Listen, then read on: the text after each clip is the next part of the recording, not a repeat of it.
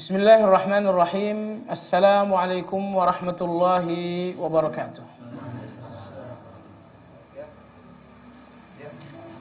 Innal hamdalillah nahmaduhu wa nasta'inuhu wa nastaghfiruh.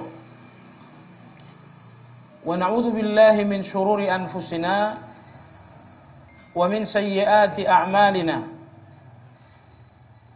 Man yahdihillahu fala mudilla lahu wa man yudlil fala hadiya lahu. Wa ashhadu an la ilaha illallah wahdahu la syarika lahu.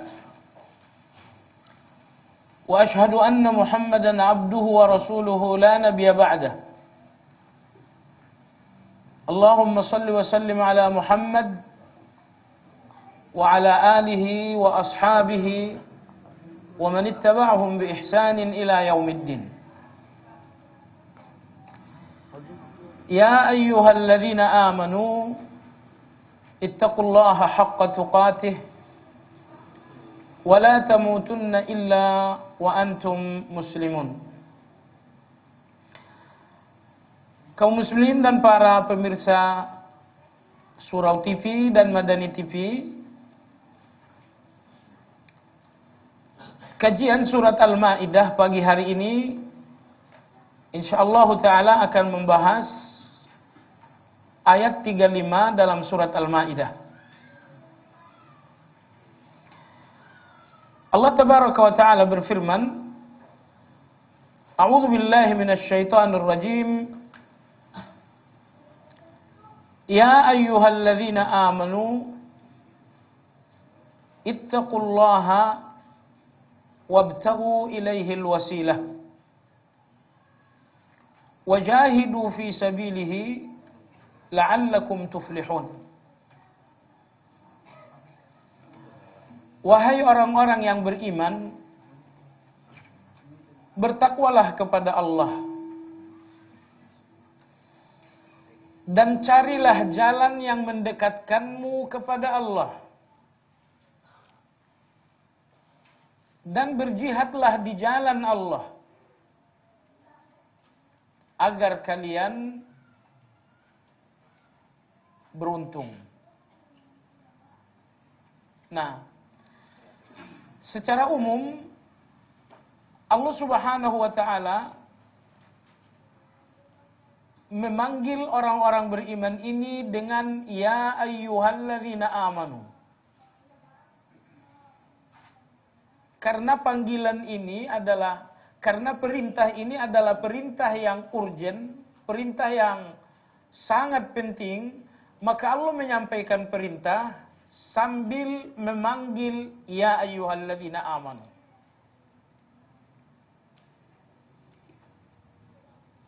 Setelah Allah mengawali ayat ini dengan ya ayyuhalladzina amanu, maka Allah menjelaskan 3 perintah, lalu Allah menjelaskan hasil dari 3 perintah tersebut. Perintah yang pertama, bertakwalah kepada Allah. Perintah yang kedua, carilah jalan-jalan yang mendekatkanmu kepada Allah. Perintah yang ketiga, berjihadlah di jalan Allah. Lantas apa hasil dari 3 perintah ini? La'allakum tuflihun, agar kalian beruntung. Nah, jemaah sekalian yang saya hormati, itulah makna ayat secara global. Allah memanggil, lalu Allah menyampaikan 3 perintah, lalu Allah menyebutkan hasil dari 3 perintah tersebut. Nah, adapun pelajaran-pelajaran secara rinci dari ayat ini sebagai berikut. Yang pertama, munasabah atau korelasi ayat ini dengan sebelumnya. Ulama yang spesialis membahas korelasi satu ayat dengan ayat adalah Imam Burhanuddin Al-Biqai. Beliau berkata dalam kitab beliau, Nazmud Durar, beliau mengatakan, sebelumnya Allah berbicara tentang muharabah. Sebelum saya lanjut, para pemirsa sekalian, bagi Anda yang mengikuti kajian ini minggu lalu, insya Allah akan punya satu kesimpulan yang sama dengan saya, bahwa fikih muharabah ini adalah fikih yang betul-betul menemukan konteksnya. Karena muharabah adalah kejahatan yang membahayakan banyak orang. Itu dinamakan muharabah. Kalau seseorang mencuri, hanya membahayakan orang tertentu saja. Satu orang atau satu keluarga. Tapi kalau seseorang melakukan pemboman,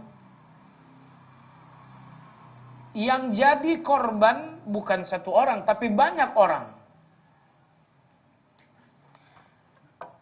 Maka setiap kejahatan yang bahayanya menyeluruh dinamakan muharabah. Termasuk dalam hal ini korupsi. Kejahatan korupsi bukan cuma membahayakan satu orang, tapi membahayakan satu negara. Ini dinamakan muharabah. Orang-orang yang memalsukan uang atau mengoplos barang dagangan bukan cuma membahayakan satu orang, tapi membahayakan pasar. Ini masuk dalam kategori muharabah. Pekan lalu masih ingat jamaah sekalian dan para pemirsa, ada hukuman dan sanksi serius bagi pelaku muharabah. Apabila kejahatan muharabah berupa pembunuhan, seperti pengeboman, pembajakan pesawat, maka pelakunya wajib dihukum mati. Tapi kalau kejahatan muharabah ini hanya kejahatan materi, seperti perampokan, seperti pemalsuan uang, maka orangnya, tangan dan kakinya dipotong secara menyilang. Tapi kalau pelaku kejahatan dua-duanya, di samping membunuh, dia juga merampok, mengambil harta, maka di samping dibunuh, yang bersangkutan juga disalib. Tapi kalau seorang pelaku muharabah ini tidak sampai membunuh, dan tidak sampai mengambil harta orang, cuman menebar teror saja,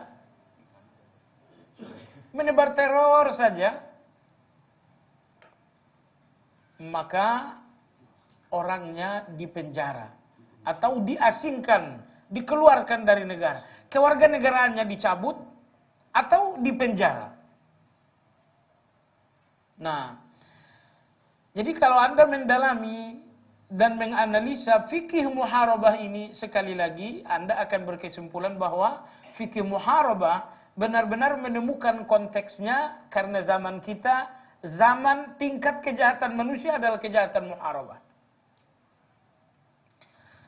Ada satu kejeniusan Imam Ibn Taimiyah memahami ayat ini. Beliau mengatakan, banyak orang yang memahami muharabah itu adalah sebuah aksi, sebuah perbuatan. Ini tidak keliru, tapi terlalu sempit. Karena muharabah lebih dari sekedar aksi. Ucapan-ucapan yang membahayakan orang, pernyataan-pernyataan yang mengakibatkan masalah bagi orang lain, ini juga dinamakan muharabah. Misalnya seorang yang ucapannya didengar, seorang pejabat tinggi misalnya, asal bicara sampai mengakibatkan bahaya, Syekhul Islam Ibn Taimiyah rahimahullah ta'ala mengatakan, sekedar ucapan saja namun membahayakan banyak orang, ini dinamakan dengan muharabah. Ini dinamakan kejahatan muharabah. Nah, kembali kepada Imam Al-Biqai, setelah Allah berbicara tentang muharabah, lalu Allah berbicara taubat. Pada ayat 34. Selesai Allah berbicara taubat, maka sekarang Allah memerintahkan takwa. Jadi, pengurutannya pas. Kejahatan, taubat, lalu bertakwa. Demikian kata Imam Al-Biqai. Pelajaran yang kedua dalam ayat ini, sebuah ilmu Al-Quran. Bukan sebuah hukum, tapi ilmu Al-Quran. Dalam ayat ini Allah perintahkan takwa, kemudian Allah perintahkan kebaikan. Para pemirsa sekalian, kita setiap Jumat mendengarkan khutbah, semua khatib mengatakan takwa itu melakukan perintah, menjauhi larangan. Maka melakukan perintah bagian dari takwa. Nah, Ibnu Katsir rahimahullahu ta'ala dalam tafsir beliau mengatakan, jika Allah menyebutkan perintah takwa bersamaan dengan perintah berbuat baik, maka yang dimaksud dengan takwa adalah menjauhi larangan. Saya ulangi, apabila Allah perintahkan takwa, lalu Allah perintahkan berbuat baik, Anda jangan berpikir udah perintah takwa, diperintah baik. Bukankah takwa itu bagian dari perbuatan baik, bagian dari takwa? Jawabannya tidak. Apabila takwa dan perbuatan baik disebutkan oleh Allah bersamaan, berarti kedua-duanya memiliki konotasi yang berbeda. Selanjutnya Imam Ibnu Katsir mengatakan, Allah perintahkan takwa, lalu Allah perintahkan berbuat baik, maka yang dimaksud dengan takwa bukan berbuat baik. Tetapi yang dimaksud dengan takwa adalah menjauhi larangan. Jadi seakan-akan dalam ayat ini Allah berfirman, wahai orang-orang yang beriman, jauhilah larangan dan carilah jalan-jalan yang mendekatkan diri kepada Allah. Sehingga dengan demikian, perintah takwa, perintah berbuat baik, dua hal yang berbeda ketika dua-duanya disebutkan bersamaan. Ini pelajaran kedua, bukan hukum, tetapi ilmu atau kaidah Al-Quran. Kemudian di dalam ayat ini juga terdapat isyarat tentang kaidah fikih. Di antara kaidah fikih ada yang berbunyi darul mafasid muqaddamun ala jalabil masalih. Menjauhi keburukan didahulukan daripada menghasilkan kebaikan. Menjauhi yang negatif diutamakan, baru melakukan yang positif. Jauhi yang negatif, baru kemudian lakukan yang positif. Darul mafasid muqaddamun ala jalabil masalih. Bagaimana kaidah ini terkandung di dalam ayat? Jawabannya, karena Allah berfirman, ittaqullah wabtaghu ilaihil wasilah. Jauhi larangan, lalu lakukan perintah, lalu lakukan perintah. Jauhi larangan, lalu lakukan perintah. Jadi perintah menjauhi larangan terlebih dahulu, baru perintah melakukan perintah. Perintah menjauhi larangan itu darul mafasid, lalu perintah melakukan kebaikan ini jalabul masalih. Maka ayat ini pun memberikan sinyal, memberikan isyarat tentang sebuah kaidah fikih darul mafasid muqaddamun ala jalabil masalih. Ini yang pelajaran ketiga. Pelajaran yang keempat dalam ayat ini mengandung katakanlah semacam kaidah akhlak, yaitu at-takhalli dan at-tahalli. At-takhalli dan at-tahalli. At-takhalli mengosongkan diri dari keburukan. At-tahalli berhias diri dengan kebaikan. Banyak orang yang menghias diri dengan kebaikan, tetapi dengan membiarkan sejumlah keburukan. Hiasan-hiasan kebaikan ini akan kalah dengan keburukan yang ada. Dan ini satu metode pembenahan diri yang keliru. Jadi ilmu atau metode pembenahan diri yang tepat, takhalli. Ini nomor satu.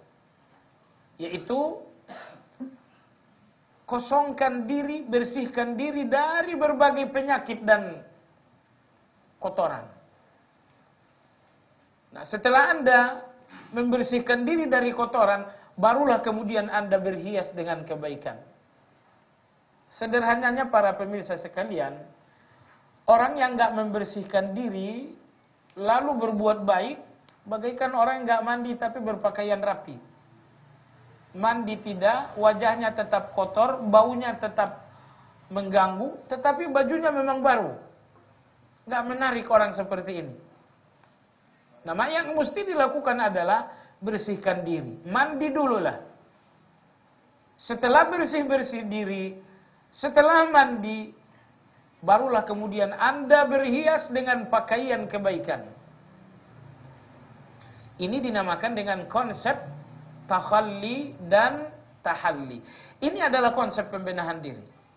Dan konsep ini terapkan terhadap diri dan terhadap keluarga, terhadap orang lain. Seorang anak misalnya, seorang anak yang terbiasa dusta, lalu Anda ajarkan kejujuran. Yang terbaik jamaah sekalian adalah cegah dustanya, bersihkan dustanya, niscaya pelajaran kejujuran ini akan masuk. Akan pas. Nah, ini yang dinamakan dengan takhalli dan tahalli. Jamaah sekalian, ternyata di dalam tauhid, konsep takhalli dan tahalli ini pun kita temukan. Perhatikan, syiar tauhid adalah la ilaha illallah. La ilaha ini takhalli. Yang dalam bahasa akidahnya adalah nafi. Illallah adalah tahalli. Dalam bahasa akidahnya dinamakan isbat. Jadi orang yang masih kotor dengan syirik, pentauhidannya tidak sah. Karena dia masih kotor dengan syirik. Maka yang mesti dilakukan, bersihkan diri dengan syirik. Itu takhalli. Lalu kemudian akui keesaan Allah. Itu tahalli. Dan ini dua hal yang dilakukan secara simultan. Secara bersamaan. Baiklah. Jemaah sekalian, itu pelajaran keempat dalam ayat yang mulia. Bahwa ayat ini memberikan kita satu isyarat tentang satu konsep pembenahan diri yang dinamakan dengan at-takhalli dan at-tahalli. Pelajaran kelima dalam ayat yang mulia, Allah mengawali ayat ini dengan ya ayyuhalladzina amanu. Menunjukkan, istilah dalam bahasa balaghahnya ini dinamakan tambih. Menunjukkan bahwa perihal yang akan disampaikan adalah perihal yang sangat penting sekali. Nah, maka ulama-ulama kita menjelaskan setiap perintah dan larangan yang diawali dengan ya ayyuhalladzina amanu ini memiliki beberapa konsekuensi, memiliki beberapa hal pokok. Yang pertama, jika Allah berfirman ya ayyuhalladzina amanu, berarti hal yang akan disampaikan adalah bagian dari iman. Sehingga jika Anda seorang yang betul-betul beriman, maka Anda harus komitmen dengan yang berikut. Adapun jika Anda bukan seorang mukmin, bukan seorang yang beriman, Maka hal-hal yang akan dijelaskan setelah ya ayyuhalladzina amanu tentu tidak bisa Anda jalankan. Maka menjalankan sesuatu setelah ya ayyuhalladzina amanu adalah bagian dari iman. Ini nomor satu. Nomor dua,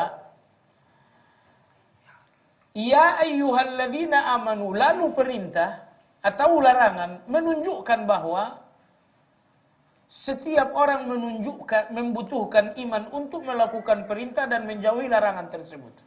Jadi ada satu perintah, ada satu larangan, disampaikan dengan ya ayyuhalladzina amanu karena seseorang membutuhkan iman untuk melakukan perintah dan larangan tersebut. Jadi ada banyak hal yang bisa kita lakukan secara mudah. Contoh jamaah sekalian, ketika Anda diperintahkan makan, Anda tidak butuh iman untuk makan. Atau misalnya Anda diperintahkan tidur, Anda tidak membutuhkan iman untuk bisa tidur. Tapi ketika misalnya Anda diperintahkan sabar, ya ayyuhalladzina amanu isbiru wasabiru warabitu. Hai orang-orang beriman, bersabarlah. Berarti Anda membutuhkan iman untuk sabar. Jadi tidak ada orang yang mampu sabar dengan hatinya. Karena hati itu sedang terluka. Tetapi orang hanya mampu bersabar dengan imannya.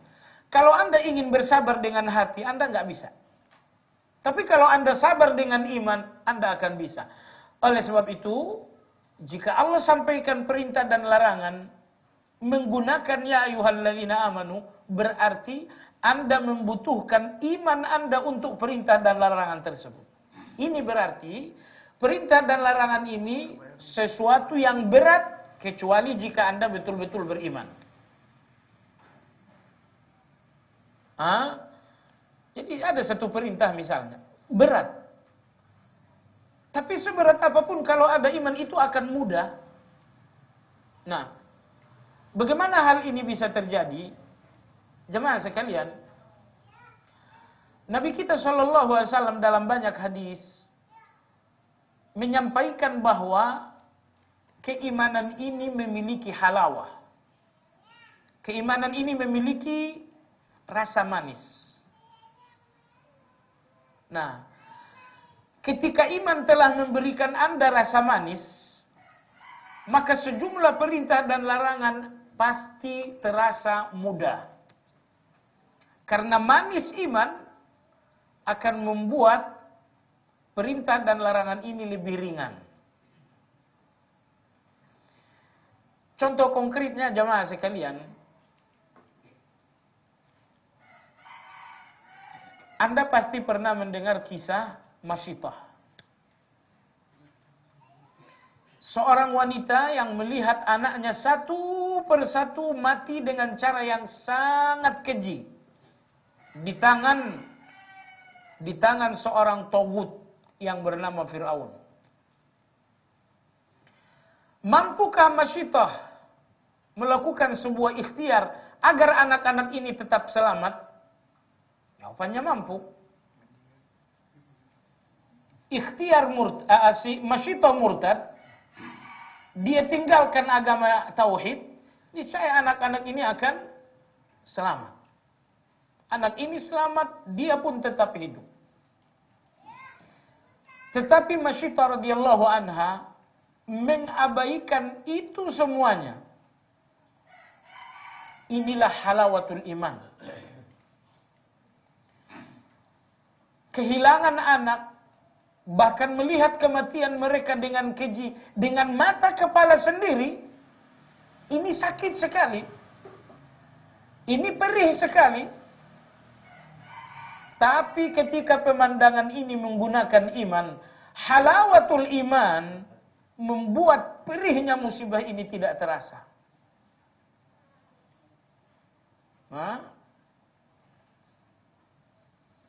Jemaah sekalian yang saya hormati, orang-orang yang berjihad misalnya, ada luka, ada darah, bahkan ada kematian.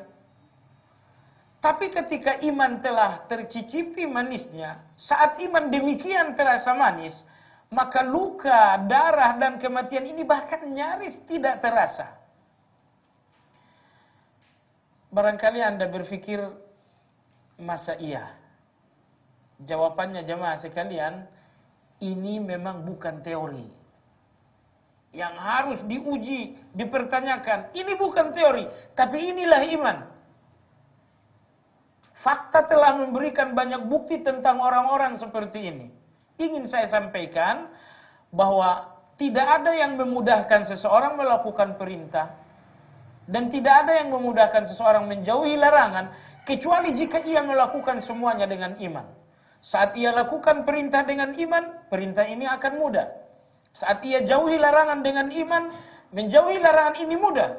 Persoalannya dan kaedahnya, iman membuat segalanya mudah. Jangankan sekedar sholat jadi mudah karena iman. Jangankan sekedar itu. Mati di jalan Allah jadi mudah kalau sudah ada iman. Makanya kalau ada seorang misalnya, saya nggak bisa berhenti merokok gitu ya. Oh, lemah sekali imannya. Kalau Anda nggak melakukan itu karena iman, Anda nggak bisa memang. Susah sekali melakukan sedekah misalnya. Lemah sekali imannya. Tidak ada yang akan sulit bersama iman. Dan segalanya akan berat tanpa iman.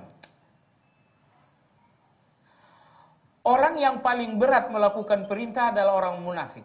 Karena keimanan mereka rusak. Perhatikan Allah berfirman, وَلَا يُنْفِقُونَ إِلَّا وَهُمْ كَارِهُونَ. Orang-orang munafik ini infak dengan hati yang berat. Jadi jemaah sekalian, benarkah ada ajaran agama kita yang berat? Jawabannya dusta. Tidak ada ajaran agama ini yang berat. Tapi banyak ajaran agama yang terasa berat. Antara berat dan terasa berat, dua hal yang berbeda. Kalau berat emang berat. Tapi kalau terasa berat, berarti aslinya ringan. Jadi ajaran agama kita, alhamdulillah, semuanya ringan. Namun terasa berat. Karena kemunafikan. Adapun orang beriman, semua ajaran agama ini terasa ringan. Allah telah berfirman dalam Al-Quran, La yukallifullahu nafsan illa usaha. Allah tidak akan membebankan tanggung jawab terhadap kalian berupa perintah atau larangan, melainkan itu telah disesuaikan dengan kemampuan kalian. Berarti tidak ada yang berat. Berkali-kali Allah jelaskan hakikat ini dalam Al-Quran. Yuridullah bikumul yusra wa la yuridu bikumul usra. Allah ingin kalian temukan kemudahan menjalankan agama ini dan Allah tidak mau kalian menemukan kesulitan menjalankan agama. Walhasil agama ini ringan. Setiap kali ada agama yang berat maka dia diringankan. Itu kaidah. Salat 4 rakaat itu ringan. Begitu 4 rakaat terasa berat disebabkan safar, maka diringankan menjadi 2 rakaat. Jadi agama ini semuanya ringan. Begitu ada yang berat secara syar'i, maka dia diringankan secara syar'i pula. Walhasil tidak ada agama ini yang berat, tapi banyak ajaran agama ini yang terasa berat. Jadi soal rasa aja sebenarnya. Lantas bagaimana menghilangkan rasa? Rasa berat. Rasa berat berzikir, padahal zikir itu ringan. Rasa berat berinfak, padahal infak itu mudah. Menghilangkan rasa berat ini, soal rasa, soal hati. Maka yang menghilangkannya adalah iman. Maka dalam ayat ini dan dalam banyak ayat, Ya ayyuhalladzina amanu, selalu ada perintah, selalu ada larangan. Karena perintah dan larangan akan terasa mudah apabila seseorang menjalaninya dengan iman. Jadi, berapa banyak kebaikan yang bisa Anda lakukan dan berapa banyak kejahatan yang bisa Anda tinggalkan, sepenuhnya kembali kepada kualitas iman. Jadi, jika sulit bagi Anda untuk mengetahui iman saya semana, iman saya sejauh mana, lihat kebaikan kamu sejauh mana. Itulah iman. Lihat kejahatan sejauh mana sudah ditinggalkan. Itulah yang menunjukkan keadaan iman. Baik. Pelajaran berikutnya dalam ayat yang mulia jemaah sekalian, perintah untuk menjauhi larangan. Yaitu firman Allah, ittaqullah.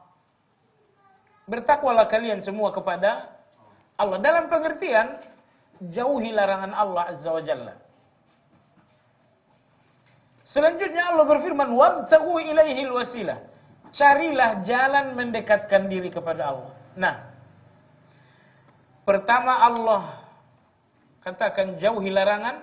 Setelah itu Allah katakan lakukan perintah. Jauhi larangan, lakukan perintah. Maka muncul diskusi di kalangan ulama. Manakah yang lebih agung? Menjauhi larangankah atau melakukan perintah? Mana yang lebih utama? Mana yang lebih agung? Menjauhi larangankah yang lebih agung? Atau menjalankan perintah? Kalau Anda katakan A, benar. Kalau Anda katakan B, benar juga.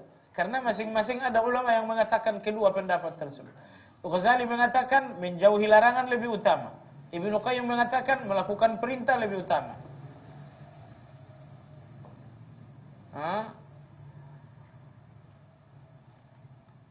Nabi Adam dan Iblis. Nabi Iblis itu dilarang atau diperintah? Iblis, sekali lagi, Iblis itu dilarang atau diperintah? Iblis itu diperintah. Nabi Adam itu dilarang atau diperintah? Iya. Iblis diperintah, Adam dilarang. Diperintah Iblis, Allah berfirman, sujudlah kepada Adam. Adam dilarang, Adam jangan dekati pohon ini. Jadi Iblis diperintah, Adam dilarang. Sama dengan sama-sama maksiat. Iblis melanggar, Adam pun melanggar. Hasilnya apa? Allah ampuni Adam, tetapi Allah mengutuk Iblis. Maka meninggalkan perintah lebih berat daripada melakukan larangan. Orang yang melakukan larangan karena syahwat. Tapi orang yang meninggalkan perintah karena syubhat. Kejahatan karena syubhat lebih tinggi daripada kejahatan karena syahwat. Maka oleh sebab itu, menjauhi larangan lebih rendah. Dan melakukan perintah lebih tinggi. Ini yang lebih tepat. Kalau Anda katakan pendapat yang berbeda, bisa benar juga. Karena masalah ini nggak dijawab dalil secara tuntas dan tegas, maka terjadi khilafiyah dalam masalah ini. Insya Allah yang lebih kuat adalah pendapat Imam Ibnu Qayyim bahwa melakukan perintah lebih utama daripada menjauhi larangan. Jamaah sekalian dan para pemirsa, beberapa pelajaran lain dalam ayat insya Allah akan kita lanjutkan setelah jeda iklan berikut ini insya Allah ta'ala. Pelajaran berikutnya pada ayat 35 dalam surat Al-Ma'idah ini, perintah untuk mencari jalan-jalan yang mendekatkan diri kepada Allah. Tentu jalan-jalan yang mendekatkan diri kepada Allah tak lain adalah dengan melakukan amal-amal saleh. Dengan Anda berzikir, dengan Anda membaca Al-Quran, dengan Anda salat, dengan Anda berzakat, dengan Anda berakhlakul karimah. Seluruh kebaikan-kebaikan ini mendekatkan Anda kepada Allah. Merupakan jalan yang mendekatkan Anda kepada Allah. Pengertiannya secara mental. Maksud saya begini. Seseorang yang melakukan salat pagi hari salat subuh, siang zuhur, 5 kali sehari semalam seseorang berkomunikasi dengan Allah.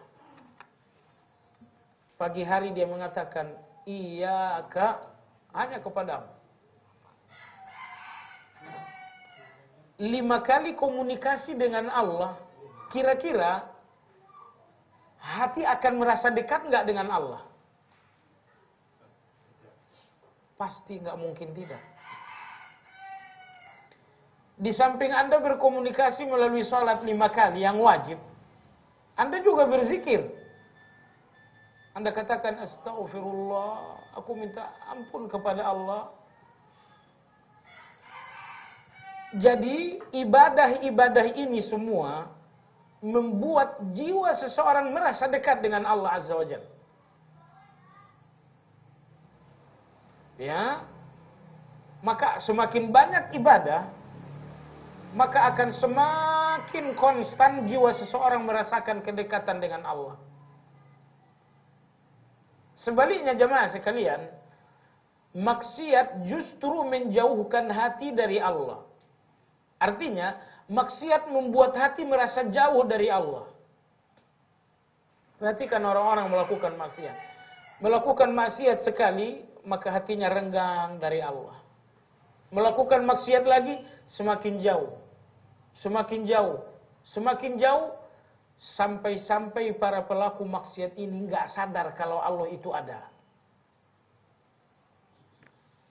Sekali lagi, begitu jauhnya Allah dari hati mereka, Allah benar-benar tidak ada dalam hati mereka, sampai-sampai mereka tidak sadar kalau Allah itu ada. Ketika mereka maksiat, mereka nggak sadar kalau Allah ngelihat. Ketika mereka berjudi, mereka nggak sadar kalau Allah ngelihat. Mereka tidak menyadari Allah ada. Saking jauhnya hati itu dari Allah Azza wa Jalla. Tapi Anda bayangkan jemaah sekalian, hati yang merasa dekat dengan Allah. Dekat dengan Allah, subhanallah. Kata dekat. Kalau Anda merasa dekat dengan Allah, berani nggak dusta? Allah dekat loh. Sebelum saya lanjut, siapa sih yang paling dijauhi, yang paling ditakuti anak? Ayahnya. Kalau anak ini ingin nakal, nggak mungkin ia nakal dekat dengan ayahnya. Selalu ketika dia ingin berbuat nakal, dia berusaha menjauhi ayahnya, baru ia nakal. Maka jauh itu bisa berbahaya. Begitu juga dengan hati. Kalau hati ini didekatkan dengan Allah, sehingga hati itu merasa dekat dengan Allah, hanya hati yang merasa dekat dengan Allah yang nggak punya keberanian maksiat. Karena kalau merasa dekat dengan Allah muncul takut. Takut dengan berani itu nggak nyatu. Bisa. Kapan orang berani? Kalau udah nggak takut. Kalau orang takut nggak berani. Takut kepada Allah nggak berani maksiat. Faktanya dia berani maksiat berarti nggak takut kepada Allah. Kenapa nggak takut kepada Allah? Itulah konsekuensi kalau hati tidak merasa dekat dengan Allah. Nah, agar hati ini dekat dengan Allah, ibadah. Dengan Anda sholat, hati merasa dekat dengan Allah. Dengan Anda berzikir, zikir pagi misalnya. Coba bayangkan, Allahumma ma asbaha bi min ni'mah faminka wahdaka la ilaha illa anta.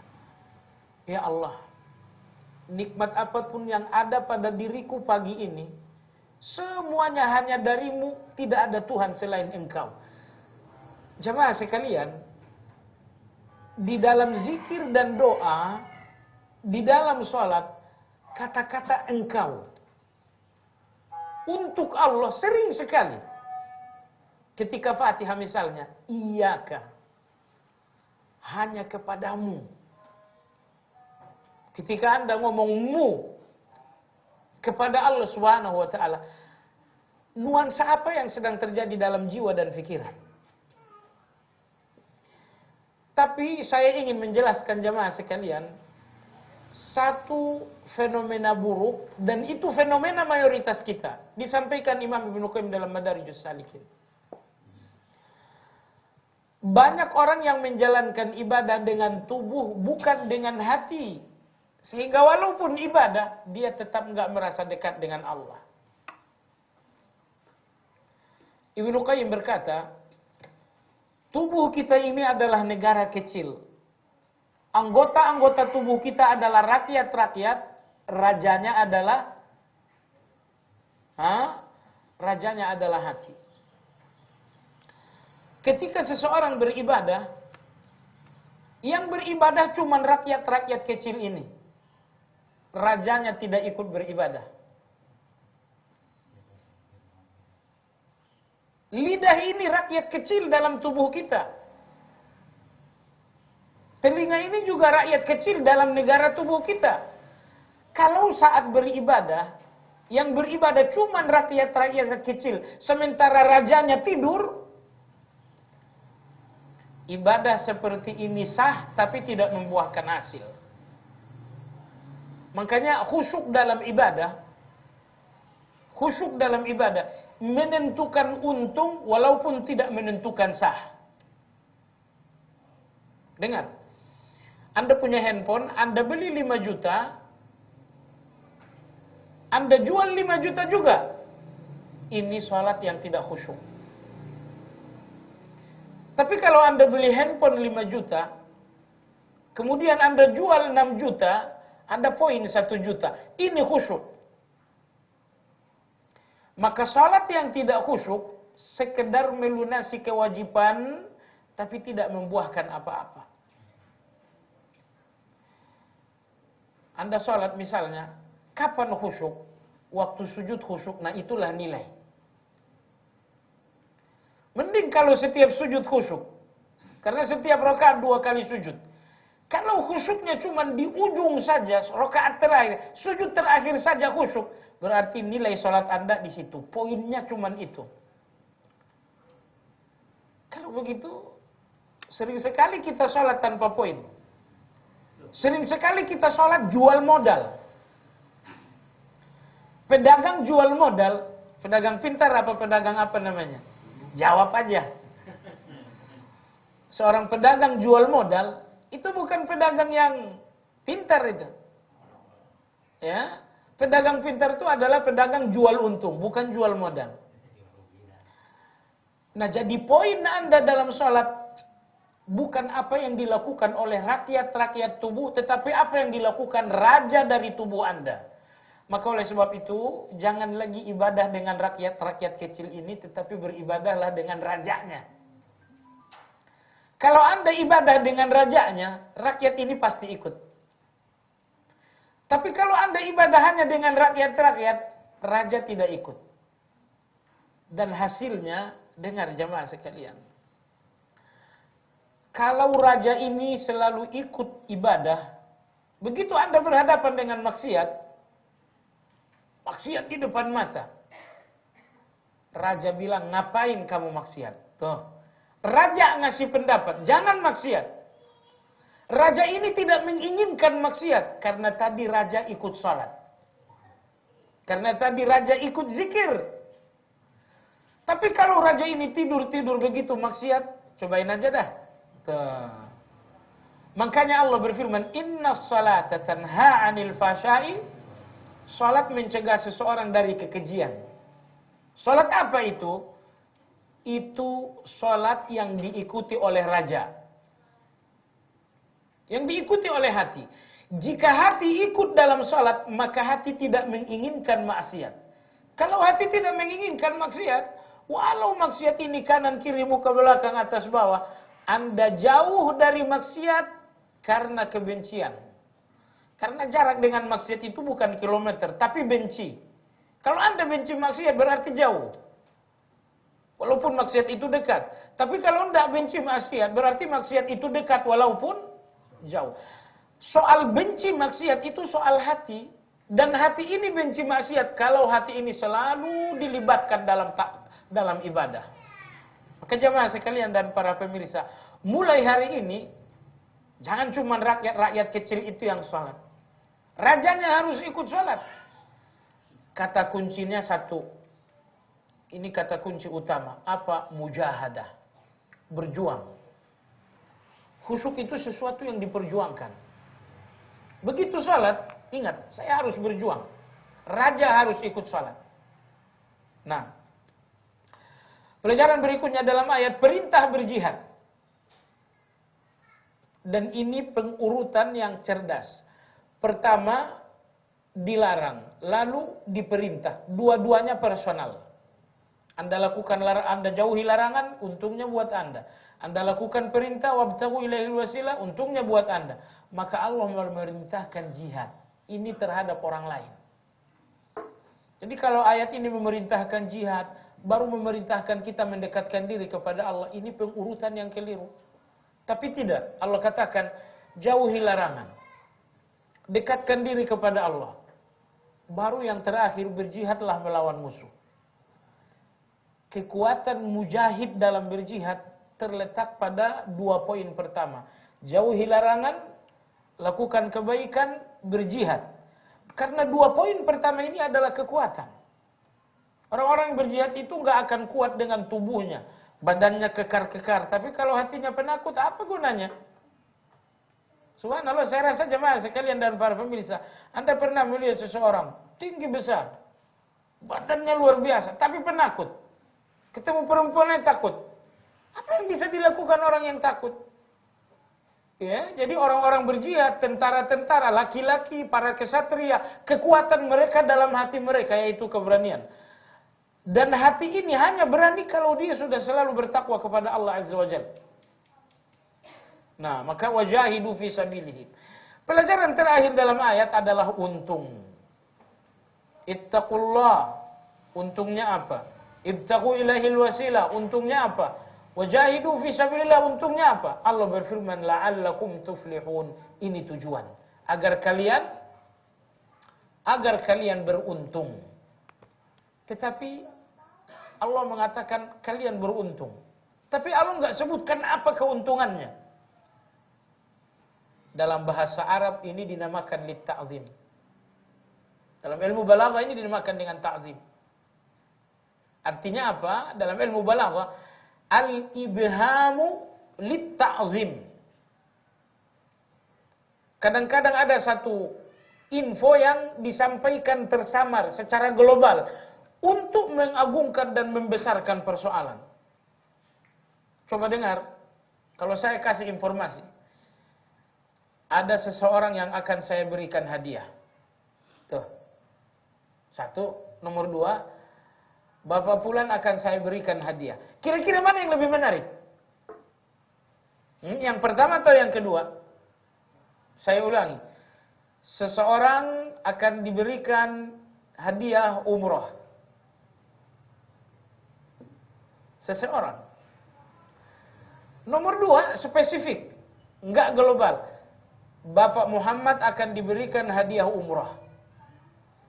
Kira-kira mana yang lebih besar antara informasi pola pertama dengan yang kedua? Kenapa? Itu bisa bikin geger itu, jangan salah. Bisa bikin geger. Tapi kalau yang kedua ini enggak. Maka Allah mengatakan kalau kalian berjihad, kalian bertakwa, kalian mencari, bakal ada keuntungan. Allah nggak menyebut keuntungannya apa? Al-ibham. Allah ibhamkan, Allah samarkan, Allah globalkan. Supaya apa? Ini namanya lit ta'zim. Ini namanya lit ta'zim. Allah sebutkan untung, tapi tidak menyebut jenis keuntungannya.